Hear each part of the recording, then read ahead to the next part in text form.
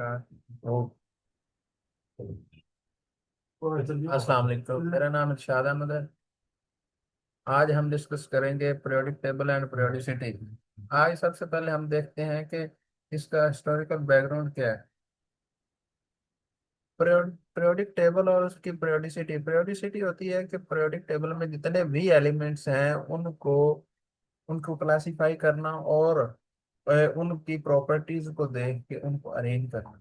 अब देखें, एलिमेंट्स का according to atomic mass and atomic number ऐसे अरेंज करना कि उनकी properties regular interval of time में रिपीट होती रहे। ये होती है periodicity। अब देखते हैं कि मुख्तलिफ अदवार में हमारे साइंटिस्ट ने उनको किस तरह क्लासिफाई किया। आज हम हिस्टोरिकल बैकग्राउंड देखते हैं। तो सबसे पहले हमारे पास एक साइंटिस्ट थे, हमारे मुस्लिम साइंटिस्ट है अर राजी। अर राजी साहब ने सबसे पहले सिंपल क्लासिफिकेशन की थी, जो हमें फिजिकली देखा जाए तो एलिमेंट्स तीन मुख्तलिफ स्टेट्स में होते हैं, सॉलिड, लिक्विड और गैसेस में। तो अर्राजी ने भी फिजिकल स्टेट के थ्रू उनको क्लासिफाई किया, और जितने भी एलिमेंट उस वक्त डिस्कवर थे उनको कुछ एक ग्रुप सॉलिड का, एक लिक्विड का और एक गैसेस का बना दिया। तो फिजिकल और केमिकल प्रॉपर्टीज के अकॉर्डिंग उन्होंने क्लासिफिकेशन की।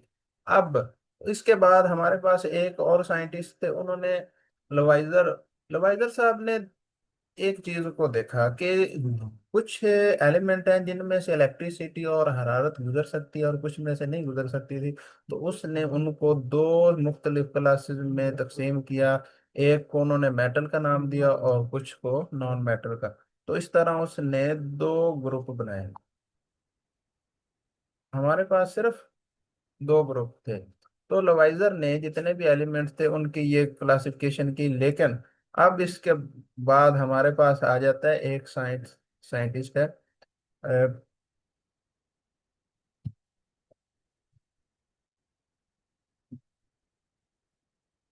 डोब्राइनर।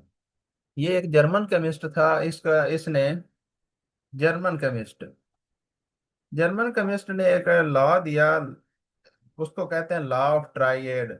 ट्राइएड का मतलब है तीन तीन एलिमेंट्स के ग्रुप को कहते हैं ट्राइएड। तीन, ट्राई का मतलब होता है तीन। यानी कि उन्होंने कुछ ऐसे एलिमेंट्स जो हैं वो ग्रुप में शामिल किए कि जिसमें उन्होंने बताया कि अगर हम फर्स्ट, सेकंड और थर्ड में से फर्स्ट और थर्ड का हम अगर एटॉमिक मैसेज का हम एवरेज लें तो उनके एटॉमिक मास जो है सेकंड वन के बराबर होते हैं। यानी कि आपके सामने एक एग्जांपल रखता हूँ, ए, बी और सी। अगर इसका एटॉमिक नंबर 2 है, इसका 4 है और इसका 6 है, अगर ए और सी का हम एटॉमिक मास का एवरेज लेते हैं तो वो हमारे पास 4 आएगा। तो ये वो के हमारे पास सेकंड वन के बराबर है। तो ये इसने जर्मन केमिस्ट ने उस वक्त जो डिस्कवर उसके दौर में हुए थे, उसने तीन तीन एलिमेंट्स के ग्रुप बनाए थे। अब इसके बाद हमारे पास एक इंग्लिश यानी कि ब्रिटिश साइंटिस्ट है, उसका नाम है, ब्रिटिश साइंटिस्ट हैं, उनका नाम है न्यूलैंड। अब न्यूलैंड ने एक लॉ पेश किया, उसका नाम है law of triads. Law of octave. Octave का मतलब होता है 8। उसने तमाम एलिमेंट्स को तमाम एलिमेंट्स को आठ आठ ग्रुप्स में तकसीम किया, और उसने बताया था कि जो जब हम मुख्तलिफ एलिमेंट्स को अरेंज करते हैं तो हर 8वें एलिमेंट के बाद उनकी फिजिकल और केमिकल प्रॉपर्टीज रिपीट होती हैं। अब उसने एक चीज बताई कि एवरी 8th एलिमेंट, हर 8वें एलिमेंट के बाद प्रॉपर्टीज रिपीट होती हैं अगर हम उनको एटॉमिक मास के अकॉर्डिंग अरेंज करें। तो उस वक्त उनके पास थे 62 एलिमेंट्स। उसने उसके अकॉर्डिंग उनको अरेंज किया और लॉ ऑफ ऑक्टेव पेश किया गया 1864 में। लेकिन ये चीज उसके लिए एक एक ड्रॉबैक भी डिस्कस करता हूँ। एक ड्रॉबैक था कि जो न्यूलैंड था उसने बताया कि हर 8वें एलिमेंट के बाद फिजिकल और केमिकल प्रॉपर्टीज जो होती हैं वो रिपीट होती हैं। लेकिन इसका लॉ जो है वो फेल हो गया जब नोबल गैसेस जो है हमारे पास डिस्कवर हुई। क्योंकि नोबल गैसेस अगर फर्ज करो 9th नंबर पे आ रही हैं, तो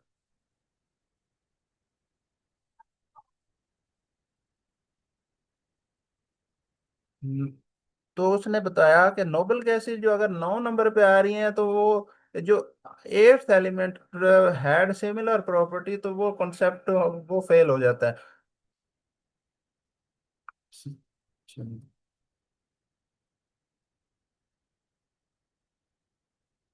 अब देखें, लॉ ऑफ ऑक्टेव में ये एक सीरीज है जिसमें उसने lithium, barium, boron, carbon, nitrogen, oxygen, fluorine और सोडियम ये दिए। अब देखें, उसने बताया कि लिथियम जो है उसकी प्रॉपर्टीज और सोडियम की प्रॉपर्टीज जो है वो सिमिलर है। क्यों? हर 8वें के बाद प्रॉपर्टीज जो है रिपीट हो रही हैं। लेकिन अब 8 का कॉन्सेप्ट नहीं है, क्योंकि अगर 8 के बाद अगर नोबल गैस आ गई तो वो ये चीज फेल हो जाएगी। अब इस चीज को करेक्ट किया था हमारे पास मेंडलीव ने। उसने मेंडलीव ने करेक्ट किया। अब उसके बाद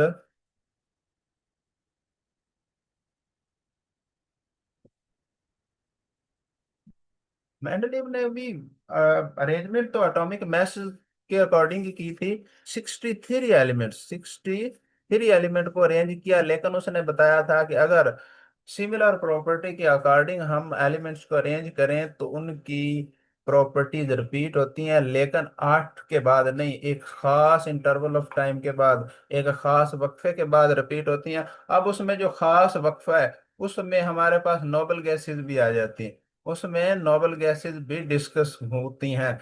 ये मेंडलीफ एक रशियन केमिस्ट था और इसको पीरियोडिक टेबल का यानी कि फादर ऑफ पीरियोडिक टेबल इसको कहा जाता है। इसने 1869 में ये आप कॉन्सेप्ट पेश किया।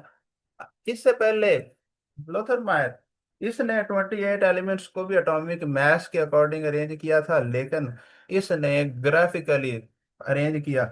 अब ग्राफिकली अरेंज कैसे किया? उसने बताया कि अगर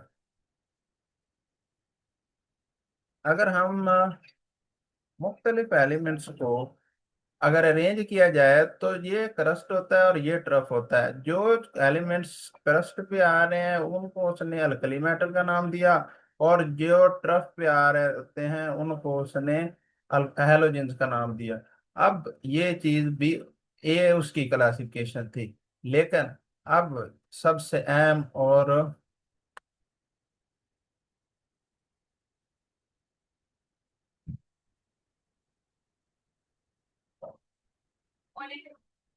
सबसे अहम चीज ये है कि जो हमारे पास पीरियोडिक टेबल में ए मेंडलीव के पीरियोडिक टेबल में एक चीज थी जिसमें उसने बताया था कि एटॉमिक मास के अकॉर्डिंग